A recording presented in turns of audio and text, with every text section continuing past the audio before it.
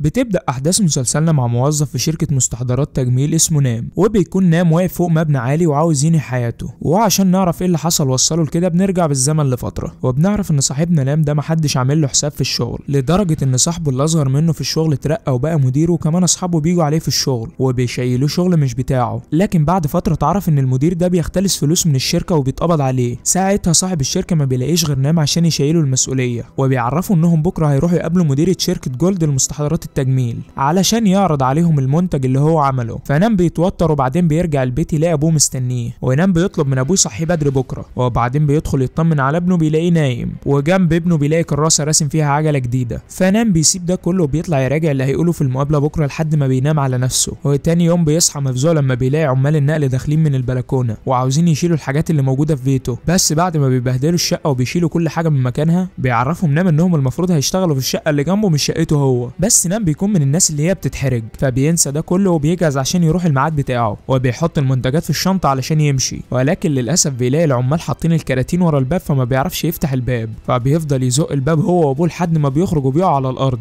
وبينزل بسرعه يركب عربيته علشان يمشي. بس بيلاقي العربيه عطلانه فبيطلع ياخدها جري لحد الشركه، ومن كتر ما هو مستعجل بيخبط في واحد والشنطه بتاعته بتطير منه فبيجري علشان يلحقها. لكن بعدها بيقابل صاحبه بارك وصاحب الشركه وبيدخلوا الاسانسير بسرعه علشان يلحقوا المقابله، وبتبقى المديره راكبه معاهم وبتسمعهم وهم بيتكلموا عليها كلام مش كويس، لكن بتتجاهل كلامهم وما بترضاش تعلق عليه، وبتاخدهم معاها لاوضه الاجتماع. فكل واحد منهم بيطلب منها حاجه علشان يشربها، اللي عايز قهوه ساده واللي عايز اسبريسو عشان يشربه. وبعد ما بتجهز لهم المشاريب بتعرفهم انها المديره لوكا. ساعتها كلهم بيتصدموا، بس نام بيحاول يعدي الموقف وبيقوم يعرض المنتج بتاعهم. لكن للاسف لما بيجي يوروا لها المنتج بتلاقي الازازه بتاعتهم مكسوره، فصاحبنا بيفتكر ان هو وقع بالشنطه بتاعته على الارض، فبيجري عشان يديها الاكياس المغلفه بتاعته اللي فيها نفس المنتج. لكن هي بتتضايق وبتسيبهم وبتمشي، ولما بيحاول نام يوقفها بتهينه عشان هو مش محترف في شغله. طب بس استني، طب نتفاهم، طب اي حاجه، بس بطاقه الاي دي بتاعته بتشبك في القميص بتاعها وبيقطعه. فلوكا بتسيبهم وما بترضاش تعلق على اللي حصل، وبعدها بتروح لكيم المدير بتاعها عشان تقول له اللي حصل. لكن بتعرف ان هو موافق على الصفقه دي عشان مصلحته، بس لوكا ما بتحبش طريقته دي وبتقوم متخانقه معاه وخبطاه بكوبايه الميه في وشه وبتعوره. اما نام صاحبنا في الوقت ده بيبقى مديره في الشركه بيهينه وبيطرده كمان،